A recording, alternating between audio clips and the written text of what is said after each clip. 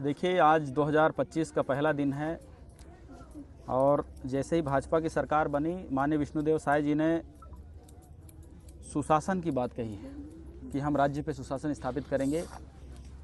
और सुशासन स्थापित करने का ये पहला दिन पे हमने ये संकल्प किया है कि आने वाला कुछ सालों में चाहे कितना भी दूरस्थ अंचल में बसने वाले समाज हों, जिनकी स्थिति बहुत अच्छा नहीं होने के बावजूद भी हम इनके प्रति संकल्पित हैं कि सुशासन का जो शुरुआत है ये 1 तारीख से हम कर रहे हैं और उसका ये जीता जाता प्रतीक है।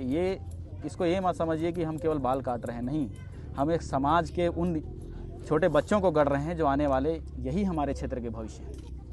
महोदय, ये पहला मौका है जब कोई विधायक किसी दूरस्थ क्षेत्र में पहुंचकर वहां के जो माझी समुदाय या कोरवा समुदाय के लोगों के साथ मिलकर त्यौहार मना रहा है। यहाँ के लोग काफ़ी ज़्यादा खुश हैं।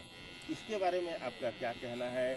क्या ये विषय तो देखिए, मैं पहले कभी राजनीतिक में था भी नहीं और यहाँ के लोगों का कहना है कि पहले यहाँ पर कोई इस तरीके से नहीं आया और ख़ासकर त्यौहार मनाने के लिहाज से तो नहीं आया। लेकिन मैं होली के त्यौहारों में यहाँ आए थे और ये बच्चों के पूछने से इन्होंने ही बताया कि होली में हमने मिला था।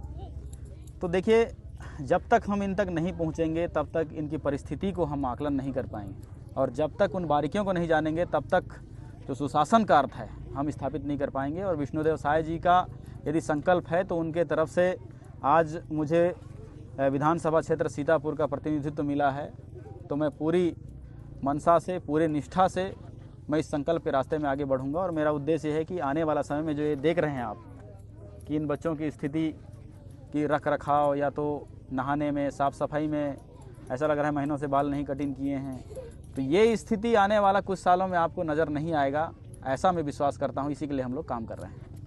क्षेत्र के लिए काम तो आप लगातार कर ही रहे हैं, लेकिन जो शिक्षा के लिए है या अनुशासन और साफ सफाई के लिए, इस पर आपको बहुत ज़्यादा फोकस है और आज भी आप उसी चीज़ को महत्व दे रहे हैं।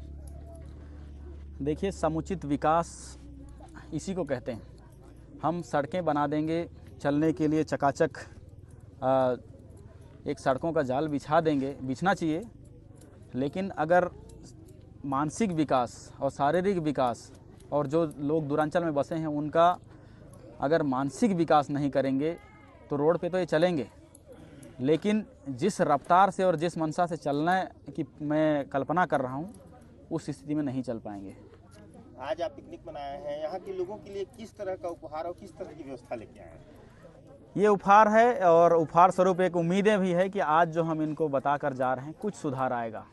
लेकिन ये पहला दिवस है, हम इस पे हमारे कार्यकर्ताओं के साथ, मंडल अध्यक्ष सहित संयोजक और पूरे भारतीय जनता पार्टी के कार्यकर्ता जो हर एक बूथों में एक घर को मैंने संभालते हैं, सोचिए कि हम सभी का संकल्प है कि अब पूरी तरीके से इस अभियान को हम लोग पूरे 5 साल करेंगे। और हमें पूरा विश्वास है कि आज जो परिस्थिति दिख रही है, आने वाला कुछ सालों में ये परिस्थिति सुधरेगी और यहाँ का बच्चा चाहे किसी भी समाज का हो, वो पूर्ण जागरूक होकर अपने आप को अच्छा रख रखाव करते हुए एक वाकई में सुशासन का जो संकल्प है उसको पूरा करेगा।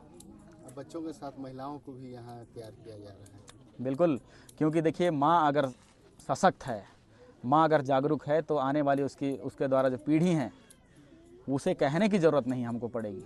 वो स्वतः ही साफ़ सुथरा और एक अच्छा पुत्र या पुत्री के रूप में स्थापित होगा।